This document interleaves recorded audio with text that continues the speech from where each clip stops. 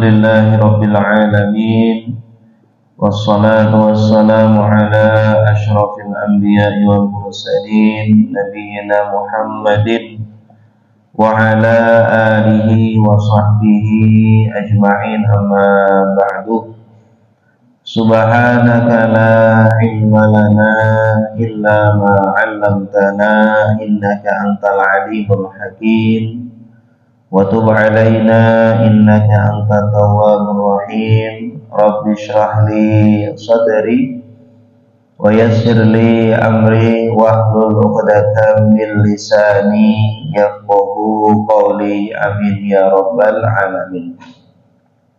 Bismillahilladzi la yadurru ma'asmihi syai'un fil ardi wala fis samai wa huwas sami'ul alim. Nawaitu ta'lima wa ta'alluma wa tadhkira wa tadhakkura wan naf'a wal intifa'a wal ifadata wal istifadata wal hasa ala tamassuki bi kitabillahi wa sunnati rasulih wa btigha'a wajhillahi ta'ala.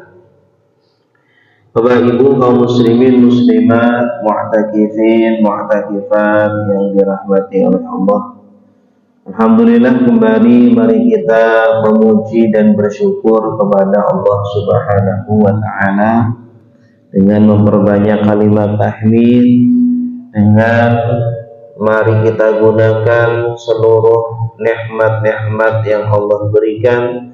Sisa umur kita gunakan untuk mengabdi dan beribadah kepada Allah Subhanahu wa ta'ala.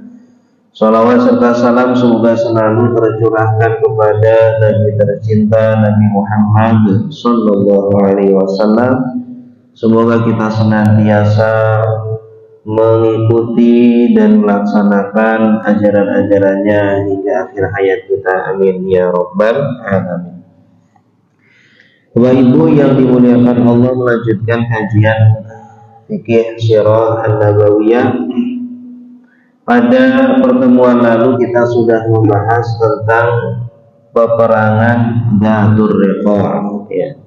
Bagaimana Nabi dan para sahabat memerangi orang-orang yang mereka ini membunuh 70 atau lebih dari sahabat-sahabat Nabi yang penghafal Al-Quran, sahabat-sahabat Nabi yang ulama-ulama, di mana mereka ini diutus ke daerah Najd, ya, untuk mengajari Al-Quran. Atas permintaan mereka justru malah dikhianati, mereka dibunuh. Nah, peperangan ini dinamakan dengan Dzatur Riqa', ya, sudah kita bahas pada pertemuan yang lalu. Nah, Bapak Ibu yang dimuliakan Allah, insyaallah pada pagi hari ini kita akan membahas, ya, yaitu peperangan Banil Mustaliq, ya, atau disebut juga dengan peperangan Al-Muraisi', ya, Al-Muraisi'. Dinamakan dengan peperangan Banil Mustaliq, ya, karena Nabi Shallallahu Alaihi Wasallam memerangi satu suku, ya, atau satu masyarakat yang dikenal dengan nama Banil Mustaliq, ya. Banil Mustaliq ini, Bapak Ibu sekalian, adalah bagian dari suku Khuza'ah. Sebenarnya suku Khuza'ah ini secara umum bersahabat dengan kaum muslimin, ya. Karena suku Khuza'ah ini masih ada hubungan dengan baginda Nabi Sallallahu Alaihi Wasallam. Walaupun mereka masih musyrik, ya, tetapi suku Khuza'ah secara umum ini, ya, ingin berdamai dengan Nabi, ya, dan juga mereka ingin bertetangga, ya, hidup bersama dengan Nabi Sallallahu Alaihi Wasallam, walaupun mereka masih musyrik, begitu, ya. Adapun penyebab kenapa suku Khuza'ah ini sampai tahun 5 Hijriah itu belum ya nanti mereka agak terlambat masuk Islamnya. Belum masuk Islam, kenapa terlambat masuk Islamnya, padahal dengan Nabi ini sangat baik, ya ada perjanjian damai dengan Nabi, tidak saling menyerang. Karena kebetulan di daerah Khuza'ah ini letaknya di daerah Qudayd dan Usfan, antara Makkah dan Madinah. Jadi ini jalur strategis, Pak. Jalur strategis ketika orang Madinah mau ke Mekah, maka harus melewati Khuza'ah, ya. Begitu pula orang Mekah yang mau ke Madinah harus melewati Khuza'ah. Jadi ini daerah mereka, perkampungan mereka ini sangat strategis, ya. Kalau terjadi permusuhan antara kaum muslimin dengan Khuza'ah, nah ini repot ini. Kaum muslimin mau ke Makkah sulit karena harus mencari jalan yang lain, ya, dan sulit mencari jalan yang lain kalau di daerah Arab sana itu, ya. Kalau sudah jalan utamanya ditutup, ya kita kesulitan mau ke Makkah. Jadi mereka ini punya akses atau punya letak geografis yang sangat strategis, ya. Nah, Bapak Ibu yang dimuliakan Allah, jadi suku Khuza'ah terlambat masuk Islam dikarenakan di Khuza'ah ini ada satu patung berhala, yaitu berhala Manat, ya. Manat ini salah satu patung yang terbesar yang paling banyak disembah oleh orang-orang Arab ketika itu, ya. Dan patung ini dikunjungi setiap musim haji. Orang-orang kalau berhaji ke Mekah itu pasti mampir ke daerah Khuza'ah, ya, untuk menyembah patung Manat. Dan ini secara tidak langsung, secara materi atau imateri, memberi masukan kepada suku Bani Khuza'ah, ya. Mereka mendapatkan materi dan juga mereka mendapatkan kebanggaan, ya. Daerahnya menjadi terkenal, daerahnya menjadi diagungkan, dimuliakan, dan seterusnya dan seterusnya. Nah, Bapak Ibu yang dimuliakan Allah, inilah suku Khuza'ah, yang di antara suku Khuza'ah ini ada perkampungan Banil Mustalik, ya. Kebetulan ini Banil Mustalik berbeda sendiri dari kebanyakan suku Khuza'ah yang sebenarnya mereka berdamai dengan Nabi Shallallahu Alaihi Wasallam. Nah, peperangan ini juga dinamakan dengan perang Al-Muraisiyah, ya. Jadi Al-Muraisi itu adalah nama sumber air. Jadi Bani Mustalik atau Khuza'ah ini juga selain terkenal sebagai salah satu tempat itu, ya, patung Manat, juga sebagai letaknya sangat strategis. Istilahnya kalau kita tuh tempat transit gitulah, rest areanya orang kalau dalam perjalanan. Di sana juga ada sumber air yang sangat melimpah, ya, yaitu dinamakan dengan Al-Muraisiyah, ya. Dinamakan dengan perang Al-Muraisiyah karena nanti Nabi dan para sahabat, ya, mereka berkemah di sana, ya. Nabi dan para sahabat mengambil tempat di sana untuk menyerang orang-orang Bani Mustalik, ya. Nabi juga kemudian setelah itu beristirahat di sana beberapa hari. Nah, Bapak Ibu yang dimuliakan Allah, inilah kenapa kemudian perang ini dinamakan dengan perang Al-Muraisiyah, ya, atau perang Banil Mustalik. Nah, apa sebabnya, ya, perang ini meletus atau perang ini meledak di tahun, ada perbedaan pendapat ulama. Ada yang mengatakan tahun 4, ada yang mengatakan tahun 5, ada juga yang mengatakan tahun 6 Hijriah, ya. Namun lebih kuat yang mengatakan ini terjadi pada tahun 6 Hijriah di bulan Sya'ban, ya, Rajab, Sya'ban, Ramadan, ya. Nah, terjadi di bulan Sya'ban tahun 6 Hijriah. Kenapa meletus? Ada beberapa sebab-sebabnya, ya. Di antara sebabnya, jadi Banil Mustalik itu Bapak Ibu sekalian adalah satu perkampungan yang dipimpin oleh Haris bin Diror, yang dimana mereka itu bersekutu dengan orang Quraisy Mekah, ya. Mereka bersahabat dekat dengan Quraisy Mekah, ya. Bahkan mereka ikut membantu orang Quraisy Mekah ketika perang Uhud, ya. Yang kemudian kaum musyrikin ini ketika itu menang, Pak, dalam perang Uhud, ya. Jadi orang-orang kafir Quraisy Mekah ini kan berangkat dari Mekah menuju Madinah. Nah, di daerah Bani Mustalik ini mereka ikut, ya. Orang-orang Bani Mustalik ini pada ikut pasukan Quraisy Mekah. Mereka kemudian ikut memerangi Nabi dan kaum muslimin. Nah, ketika itu orang Bani Mustalik menang, ya kan? Ya. Orang-orang kafir menang. Nah, orang Bani Mustalik semakin sombong, semakin pede, percaya diri.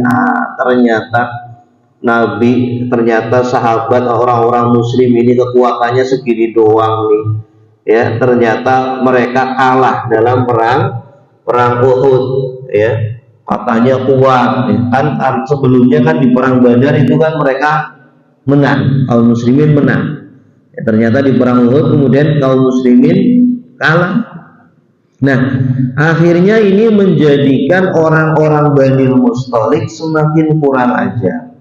Orang-orang Bani Mustalik semakin percaya diri bisa melenyapkan, bisa membumi hanguskan kaum muslimin yang ada di Madinah. Akhirnya kemudian Haris bin Diror ini menyiapkan pasukan, ya. Haris bin Diror ini menyiapkan pasukan. Selain itu juga Haris bin Diror ini selain kesombongannya dan kepercaya diriannya, karena dia juga punya letak strategis, ya.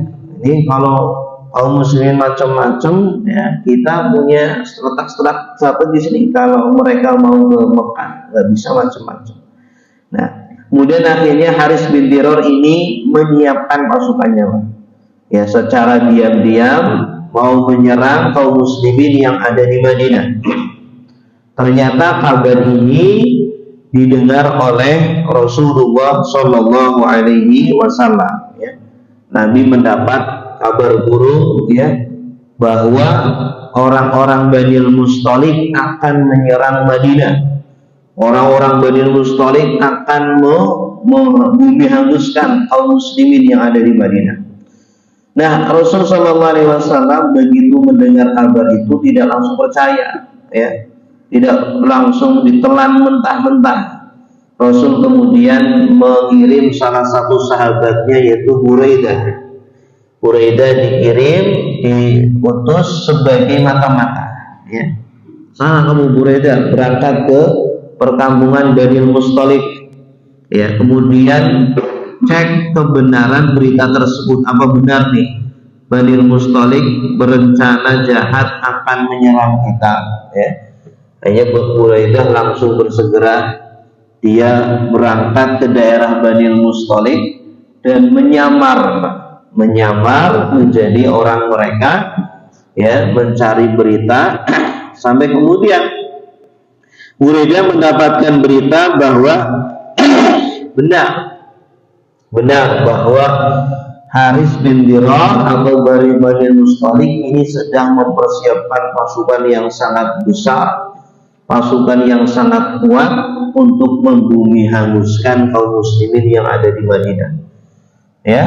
Yang Buraidah ini ngorek-ngorek informasi, bahkan dia sampai bisa masuk ke Haris bin Diror, mengorek informasi berapa pasukannya, berapa kekuatannya, berapa kudanya, berapa dan seterusnya. Akhirnya kemudian Haris bin Buraidah kembali ke Madinah. mengabarkan berita itu kepada Rasulullah Sallallahu Alaihi Wasallam. Begitu Rasulullah mendapatkan kabar kebenaran bahwa Bani Mustalik akan menyerang Madinah, langsung ya, sebelum Nabi diserang, sebelum kaum muslimin diserang, langsung Nabi Sallallahu Alaihi Wasallam menyiapkan pasukan untuk berangkat ke Bani Mustalik. Ya.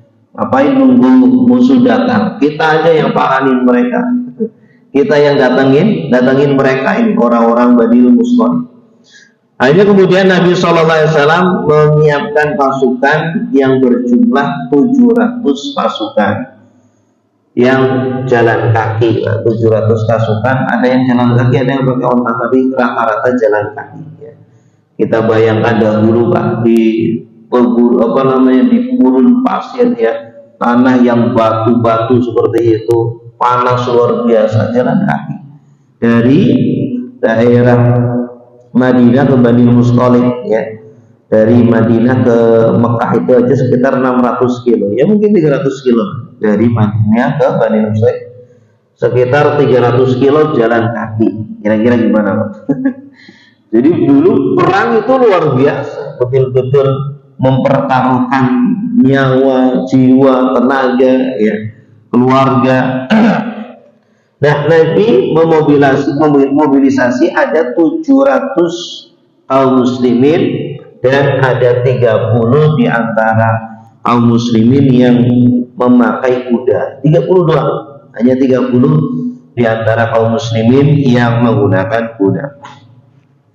Bapak Ibu yang dimuliakan Allah, kemudian Madinah ya diserahkan kepada sahabat yang bernama Zaid bin Harisah. Zaid bin Harisah, tolong nih jaga Madinah. Ya, ada anak-anaknya, ada wanita-wanitanya, ada orang tuanya. Ya, jangan sampai ada musuh menyerang Madinah sedangkan tidak ada yang menjaga. Madinah diserahkan kepada Zaid bin Harisah. Sebagian riwayat mengatakan diserahkan kepada Abu Dzar. Ada juga yang mengatakan diserahkan kepada Numailah, ya, Numailah bin Abdullah.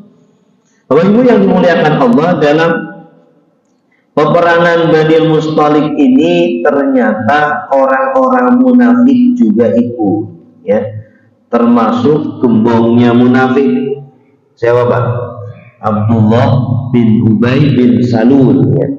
Ini gembongnya munafik. Ternyata mereka ikut, ya. Tapi ikutnya mereka bukan niat mau memperjuangkan Islam. Ikutnya mereka bukan untuk ya meninggikan kalimat Allah, bukan, tetapi ingin membuat kerusuhan di dalam ya tubuh kaum muslimin. Ya, sebagaimana sebelumnya di perang Uhud, ya. Mereka inilah salah satu penyebab kaum muslimin kemudian kalah. Di mana yang asalnya ada 1000 kaum muslimin yang akan ikut perang, ternyata 300-nya itu pulang lagi Pak. 300 dari pasukan kaum muslimin pulang lagi gara-gara orang-orang munafik ya yang ngompor-ngompori, gembosi para sahabat untuk pulang lagi. Mereka berhasil menggembosi 300 pasukan Nabi SAW di perang Uhud, sehingga tinggal 700. Nah, ini juga orang munafik ikut lagi, ya. Mereka ikut bersama Rasulullah SAW, termasuk gembongnya munafik yaitu Abdullah bin Ubay bin Salul. Ya, jadi kenapa sih Pak kok Abdullah bin Ubay bin Salul ini sangat-sangat sekali memusuhi Rasul, sangat-sangat sekali musuhi kaum muslimin. Jadi ceritanya Abdullah bin Ubay bin Salul ini sebelum datangnya kaum muslimin, sebelum hijrahnya kaum muslimin ke Madinah. Jadi Abdullah bin Ubay bin Salul ini sudah dinobatkan akan menjadi pemimpin Madinah. Ya, dia akan menjadi pemimpin suku Aus dan suku Khazraj. Ya, bahkan sudah dibuatkan mahkota untuk beliau Abdullah bin Ubay bin Salul. Nah, begitu kemudian datang Rasulullah SAW, Rasulullah hijrah ke Madinah, sedikit demi sedikit makin banyak kaum muslimin, para sahabat mulai banyak yang menetap di Madinah, nggak jadi, ya. Kemudian Abdullah bin Ubay bin Salul nggak jadi pemimpin, ya. Yang ada kemudian Rasulullah Sallallahu Alaihi Wasallam yang menjadi pemimpin. Nah, inilah yang menjadi faktor terbesar kemudian Abdullah bin Ubay bin Salul sangat benci sekali kepada Rasulullah. Ya, bahkan awal-awal datang sebelum Abdullah bin Ubay bin Salul masuk Islam, Rasulullah suatu ketika lagi berjalan dengan kendaraannya. Si Abdullah bin Ubay bin Salul sedang duduk-duduk di jalan, gitu ya, sedang duduk-duduk di samping jalan.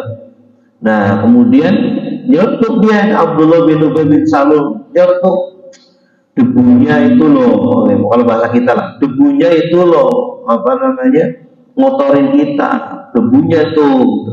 Hanya Nabi Shallallahu Alaihi Wasallam turun dari kundangan, ya, kemudian ngajak ngobrol, kemudian juga ngajak masuk Islam, dibacain ayat-ayat Al-Quran.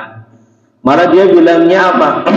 Kami nggak butuh dengan Al-Quranmu, gitu ya. Baca aja di majelismu, jangan dibaca di majelis kami, baca aja di majelismu, kayak gitu. Jadi dari awal sudah iri, dari awal sudah dengki dendam kepada Rasulullah Sallallahu Alaihi Wasallam. Semakin kesini ternyata kaum muslimin semakin kuat, kaum muslimin semakin banyak, penduduk Madinah bahkan berbondong-bondong masuk Islam. Nah, tidak ada pilihan bagi Abdullah bin Ubay bin Salul akhirnya kecuali harus masuk Islam, ya. Tetapi masuk Islam tujuannya bukan, ya, tujuannya bukan betul-betul beriman, tetapi ingin menghancurkan kaum muslimin dari dalam tubuhnya, gitu ya. Baik Bapak Ibu yang dimuliakan Allah, nah akhirnya bagaimana? Nabi Shallallahu Alaihi Wasallam kemudian menyiapkan pasukannya. Di antaranya ada kaum orang-orang munafik, ya. Nabi mempersilahkan, silakan kalau mau ikut, ya. Orang-orang munafik pada ikut, di antaranya Abdullah bin Ubay bin Salul. Nah, kemudian Nabi berangkatlah dari Madinah. Nah, ketika berangkat, Nabi merencanakan, ya, para sahabat, siapa yang menjadi pasukan pemanah, siapa yang bawa tombak, bawa pedang, begitu ya. Nah, rencananya bagaimana cara penyerangannya ini? Apakah harus disurati dulu atau langsung diserang? Ya. Jadi kebiasaan Nabi kalau mau menyerang sebuah daerah, kalau daerah itu belum mengenal Islam sama sekali, maka disurati dulu, Pak. Disurati dulu untuk diajak dulu dengan lemah lembut untuk masuk Islam, ya. Mau masuk Islam enggak, gitu ya. Nah, kalau ternyata jawabannya kok malah nantangin, oh nggak mau, ngapain masuk Islam? Ayo kalau mau kita duel, kalau mau kita perang, wah ya sudah. Ya, mereka nantangin, ya udah. Kemudian Nabi. Nah, pasukan Bani Mustalik ini sudah mengenal Islam, sudah lama mengenal Islam, ya. Bahkan mereka ikut dalam perang Uhud, ya. Mereka malah memusuhi, memerangi kaum muslimin. Jadi tidak perlu bagi Nabi Shallallahu Alaihi Wasallam untuk menyurati mereka terlebih dahulu, ya. Nah, Nabi akhirnya memiliki strategi untuk menyerang mereka diam-diam, menyerang mereka dengan tiba-tiba. Nah, ini boleh, silakan dalam peperangan kita menyerang dengan diam-diam, karena al-harbu khud'ah. Ya, yang namanya peperangan adalah tipuan, silakan. Nah, hanya kemudian Nabi Shallallahu Alaihi Wasallam dengan 700 pasukannya, ya, setelah sampai di daerah Al-Muraisy', sumber airnya orang-orang Bani Mustalik, mereka kemudian bertempat di situ. Terjadilah, ya, serangan-serangan di sana, di daerah Quraisy ini, antara orang-orang Bani Mustalik dengan kaum muslimin, saling panah memanah, saling menyerang, ya. Akhirnya kemudian apa? Ada 10 dari orang Quraisy, orang Bani Mustalik yang terbunuh, ya. Kemudian ada 200 keluarga yang tertawan dari orang-orang Bani Mustalik, ya. Kemudian ada 2000 onta yang kemudian menjadi ghanimah dan 5000 kambing yang juga menjadi ghanimah. Jadi peperangan dimenangkan oleh kaum muslimin, ya. Jadi ketika sampai di Murasi saja sebenarnya Haris bin Diror ini sudah ketar-ketir, Pak.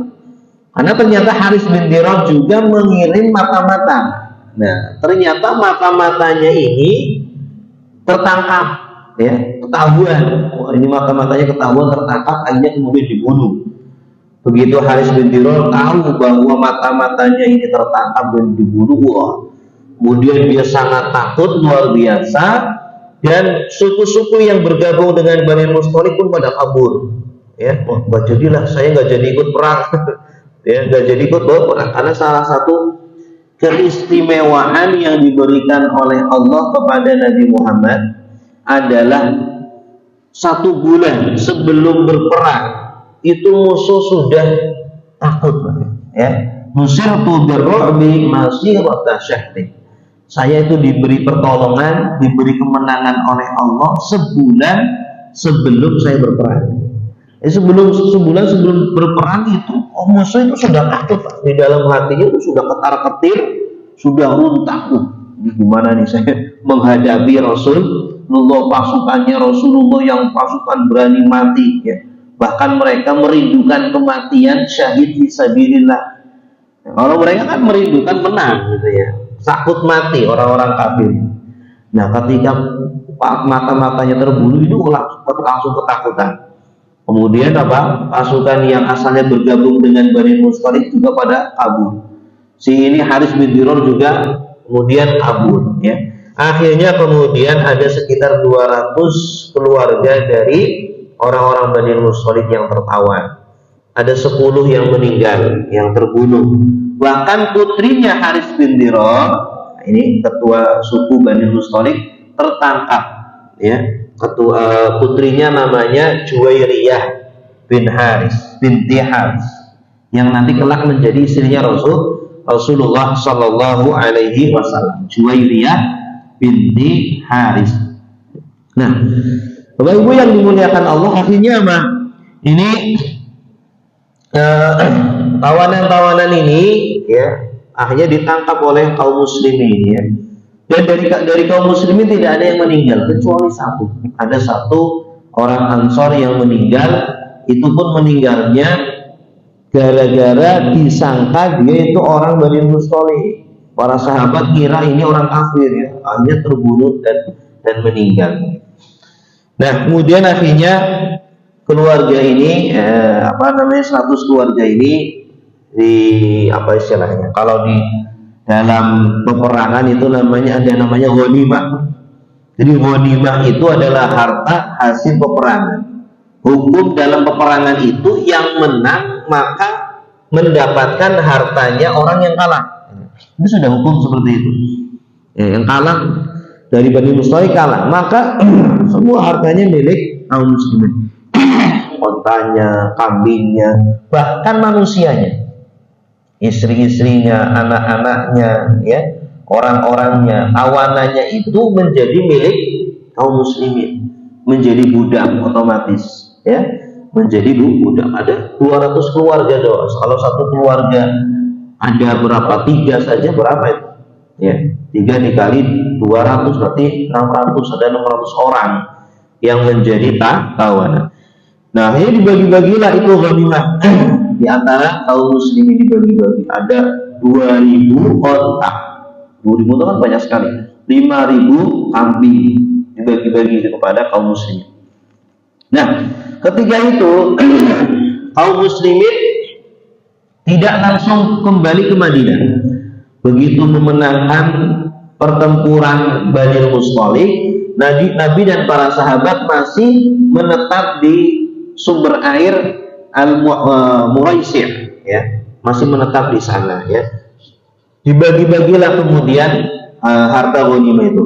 Nah, Juwairiyah ternyata menjadi miliknya Qais bin Sabi, ya. Juwairiyah ini menjadi miliknya Qais bin Sabi. Ya, jadi beruntung sekali nih Qais bin Sabit mendapatkan putrinya kepala suku yang terkenal cantik, yang terkenal cerdas, ya. Masya Allah lah ya, putrinya dari pemimpin Bani Mustalik. Nah, tapi Juwairiyah ini nggak rela. Saya nggak mau jadi budaknya Qais bin Sabit. Saya pengen merdeka. Ya, dia kan putri, pengen merdeka. Akhirnya minta kepada Qais bin Sabit, ya, untuk dimerdekakan. Ya, Qais bin Sabit nggak mau, enak aja. Oh, apa namanya, minta merdeka.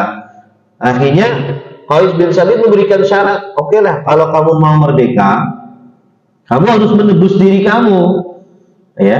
Kamu kan budak saya. Kalau mau merdeka, tebus diri kamu berapa harganya, gitu. Hanya Qais bin Sabit memberikan harga yang sangat mahal, ya. Tentu Juwairiyah tidak sanggup, sejujurnya.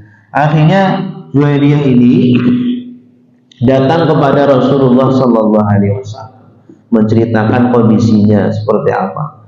Hanya kemudian Juwairiyah minta tolong, Rasul tolong saya, bagaimana agar saya bisa merdeka, ya, dari Qais bin Sabit. Saya tidak mau menjadi budak, ya. Nah, akhirnya Rasulullah Sallallahu Alaihi Wasallam menawarkan, ya, maukah kamu saya tawari dengan tawaran yang lebih baik, ya. Apa itu Rasul? Saya tebus kamu dan saya nikahi kamu, ya. Akhirnya ditebus. Juwairiyah senang luar biasa, ya, dinikahi Rasulullah, ditebus, dimerdekakan, kemudian dinikahi oleh Rasulullah Sallallahu Alaihi Wasallam, ya. Kemudian setelah Rasulullah menikah dengan Juwairiyah, kemudian 100 keluarga tadi yang tertawan dilepaskan, Bang. Setelah mereka masuk Islam, kemudian mereka dilepaskan, ya. Kata Rasulullah Sallallahu Alaihi Wasallam, mereka adalah saudara ipar, kata Nabi. Ya, artinya apa? Ketika Juwairiyah sudah dinikahi, berarti kan, ya, orang-orang Bani Mustalik menjadi saudara iparnya Rasulullah Sallallahu Alaihi Wasallam. Ya, masa saudara ipar kemudian ditawan, gitu kan? Hanya dilepaskan oleh Rasulullah Sallallahu Alaihi Wasallam setelah mereka kemudian masuk Islam. Nah, Bapak Ibu yang dimuliakan Allah, setelah itu, ya, ketika Nabi Sallallahu Alaihi Wasallam dan para sahabat masih menetap di Muraisiyah, ada sebuah peristiwa, ya, sebuah peristiwa yang kemudian cukup memberikan pelajaran kepada kita semuanya, yaitu apa? Muraisiyah ini kan tempat untuk mengambil air, sumber air, mata air mereka, orang-orang Bani Mustalik sudah dikuasai oleh kaum muslim. Nah, ketika itu ada seseorang yang berasal dari Muhajirin dan satu orang berasal dari Ansor sedang mau mengambil air, ya. Kebetulan ini bersenggolan ini dua orang ini, ya, namanya Jahjah dan Sinan. Jahjah dan Sinan ini bersenggolan. Bersenggolan, kemudian yang satu nggak terima, ya, yang satu tidak terima, tersenggol gitu. Padahal nyenggol doang, nggak terima. Nah, karena nggak terima, kemudian mengatakan kalimat-kalimat yang tidak enak, ya. Yang dari Muhajirin bilang kepada Ansor, "Oh, Ansor," begitulah. Kalau bahasa kita begitu, "Oh, Ansor," gitu. Yang orang dari Ansor bilang, "Oh, Muhajirin," gitu. Akhirnya apa? Terjadi perang mulut, ya, antara dua orang ini, mengungkit-ungkit asal muasalnya. Ini nggak baik, ya. Oh, Ansor, oh, Muhajirin, akhirnya kamu kan enak, sudah kami tolong, ya. Jadi orang-orang Ansor bilang ke Muhajirin begitu, sudah kami tolong di Madinah, sudah dikasih tempat, gitu lah. Ya, berkata-kata yang tidak enak.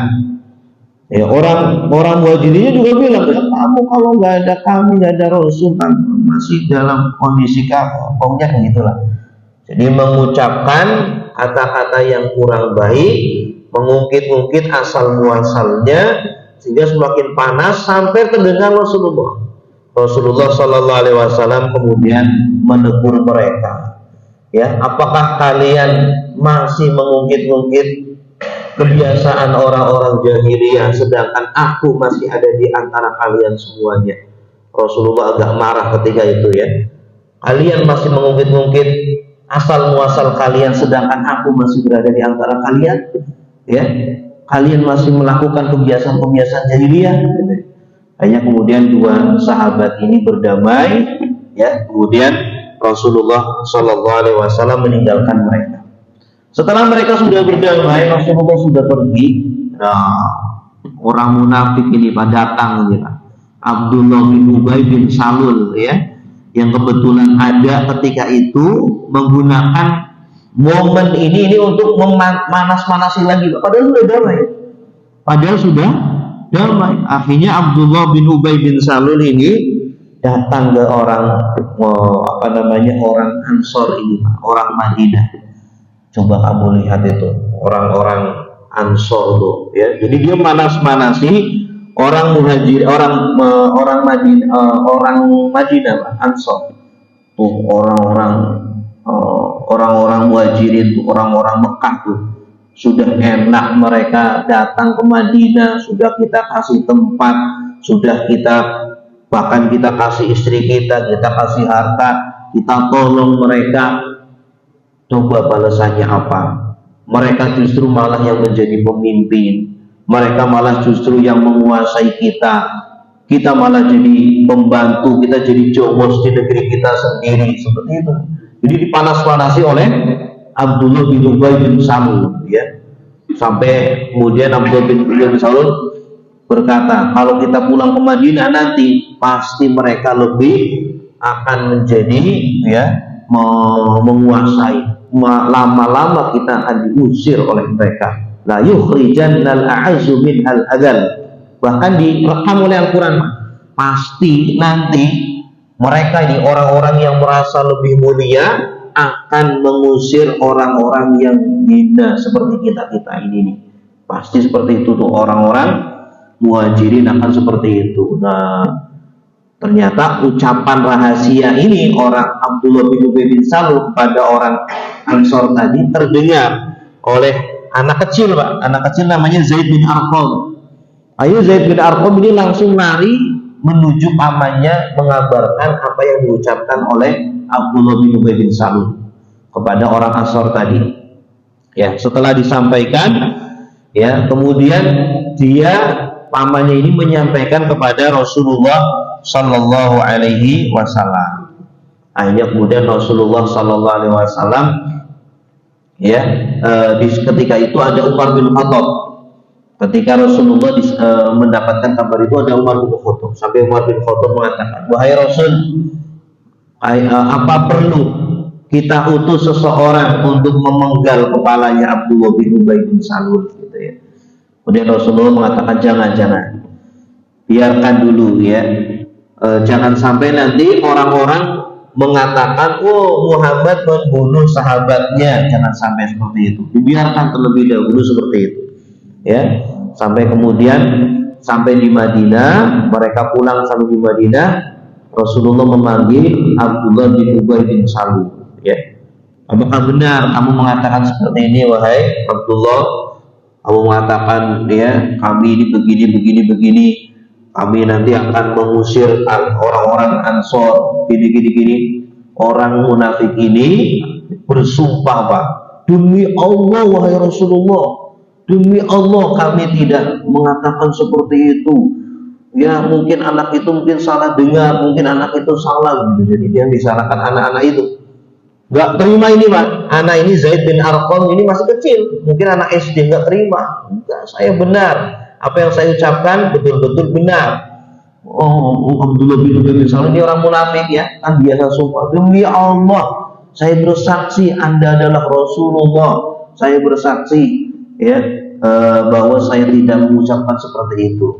Tapi kemudian turunlah surah Al-Munafiqun, ya, ayat 1 sampai ayat 8. Idza ja'akal munafiquna qalu nashhadu innaka la rasulullah wallahu ya'lamu innaka la rasuluh wallahu yashhadu innal munafiqina lakadzibun, ya. Apabila datang kepada kalian kepada kamu orang-orang munafik, maka pasti mereka akan mengatakan, demi Allah engkau adalah Rasulullah, demi Allah engkau adalah utusan Allah, Dan Allah tahu bahwa Nabi adalah utusan Allah, dan Allah bersumpah bersaksi bahwa orang-orang munafik itu betul-betul para pendusta-pendusta, gitu ya. Jadi surah Al-Munafiqun ini turun membela Zaid bin Arqam tadi, anak kecil tadi yang bersaksi bahwa Abdullah bin Ubay bin Salul ini yang mengatakan kata-kata yang tidak enak, ya, mau memanas-manasi orang Ansor seperti itu. Baik, Bapak Ibu yang dimuliakan Allah, inilah ya yang bisa kita sampaikan pada pagi hari ini. Nanti selanjutnya masih ada kisah ya di perjalanan ketika Rasulullah Shallallahu Alaihi Wasallam pulang ke Madinah. Di perjalanan nanti Sayyidah Aisyah ya ini hilang kalungnya, ya beliau hilang kalungnya, kemudian nanti tertinggal oleh rombongan. Kemudian nanti ternyata ada sahabat yang membersamai beliau, kemudian difitnah lagi oleh orang-orang munafik yang disebut dengan hadisul ifki, ya, terkenal dengan hadisul ifki. Itu rame, Pak. Ya, rame di mana Sayyidah Aisyah itu ya tertuduh melakukan zina atau melakukan selingkuh dengan Sofwan, ya, salah satu sahabat yang bersih, yang soleh, dituduh melakukan selingkuh dengan istri Nabi, yaitu Sayyidah Aisyah. Baik, Bapak Ibu yang dimuliakan Allah, demikian yang bisa kami sampaikan. Sebelum diakhiri, mungkin ada pertanyaan, silakan.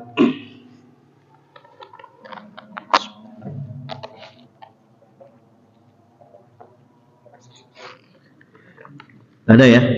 Silakan, Pak. Waalaikumsalam.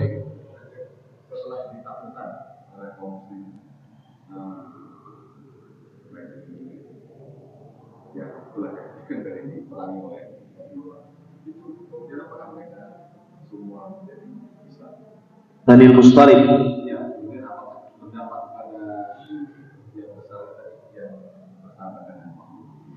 Yang mana tuh? Bani Mustalik, Quraisy. Iya, Bani Mustalik, Usfan, Udaid, Patung Manat. Iya.